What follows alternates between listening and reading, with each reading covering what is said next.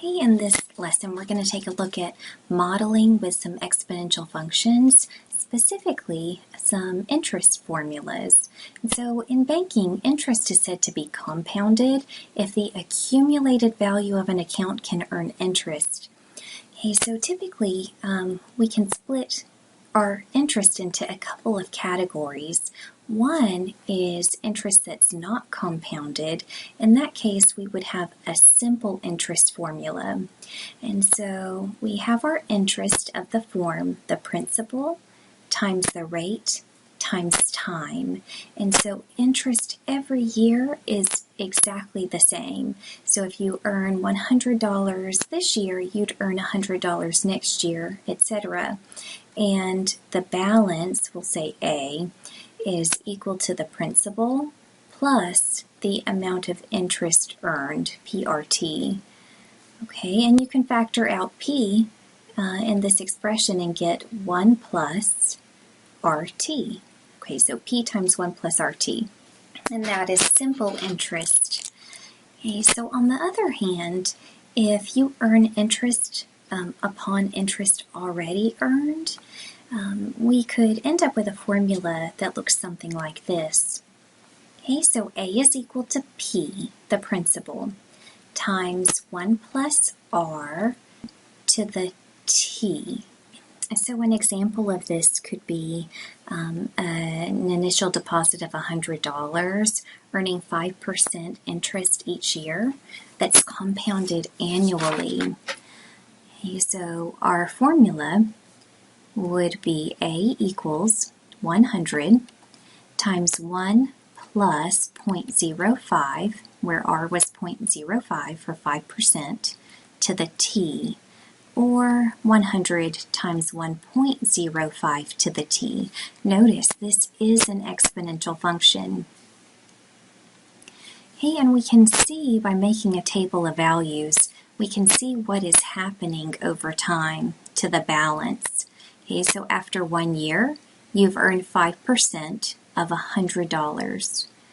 Okay, but after 2 years, you've earned 5% of $105, not the original 100. And so your balance grows a little bit more than $5. Okay, and then after 3 years, it's grown a little bit more. So every time you see that the change between the balances is increasing as the number of years increases. Okay, so what we're going to look at are a couple other formulas, because oftentimes when banks compound interest, they don't do it just once a year, but what they'll do is break the interest rate up into little teeny rates and then pay that smaller rate multiple times throughout the year. And so what we end up with is a formula that looks kind of similar to this annual compound interest formula. And this first one is interest compounded N times a year. Okay, so it's A equals P times 1 plus R over N to the NT. And so that number of times per year, it could be 4 for quarterly, it could be 365 for daily, it could be 12 for monthly, etc. Well, there's another formula, number 2, that we're going to take a look at, and this is if interest is compounded continuously. Okay, so I'm going to do kind of a quick derivation of this formula, a little bit at least, and that way we can take a look at what that number E is, which is pretty much a new number for us. So let's let X equal N over R. Okay, so if we solve this for N, we would get N is equal to X times R. Okay, now we're going to make those substitutions into this initial equation. So wherever N is, we're going to substitute XR. And we get A is equal to P times 1 plus R over XR. to the x r t. Okay, now notice inside the parentheses, the r's cancel out.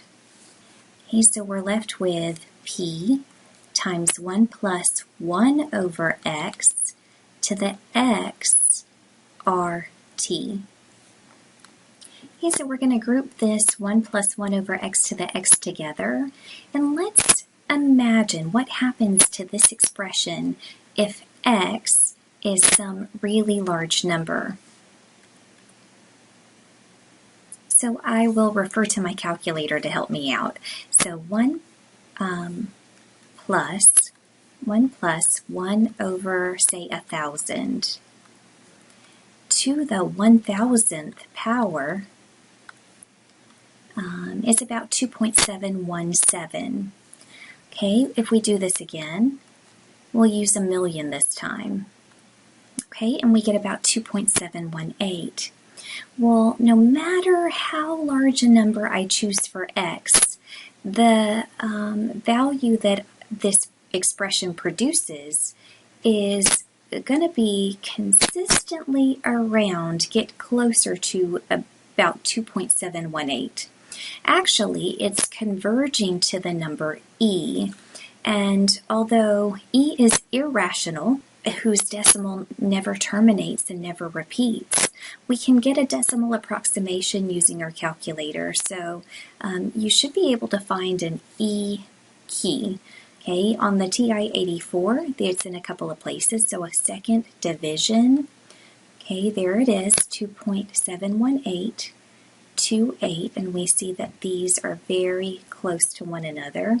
And then another option is second ln, if you see that key on your calculator. And I just want to raise it to the first because I just want to know what is e approximately equal to. And there it is.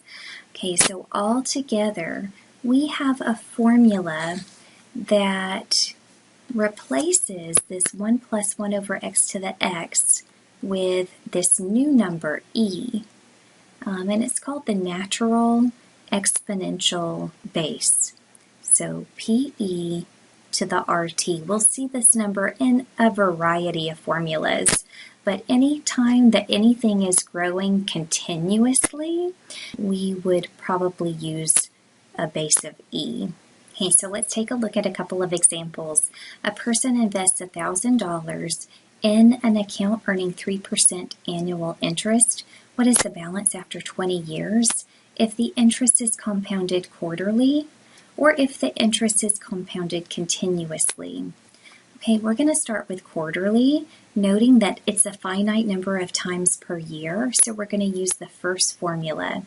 A is equal to P times 1 plus R over N to the NT. In this case, P, the principal, is $1,000. 1 plus R is 3%, but we write it as a decimal, 0.03, over N, compounded quarterly. That means N is 4, because that's 4 times per year. And to the 4 times after 20 years, so that'll be 4 times 20, or to the 80th power. And evaluating on my calculator, I see that it's about $1,818.04 if we round to the nearest cent. Well, let's compare this to an account where the interest was compounded continuously. So we're going to use the other formula, A equals P E to the RT. Okay, again, principal is 1,000. E is the number that's approximately 2.718. R was 0.03, and then times 20. So going to the calculator, that's 1,000. I'm going to use second ln to produce E to the 0.03 times 20.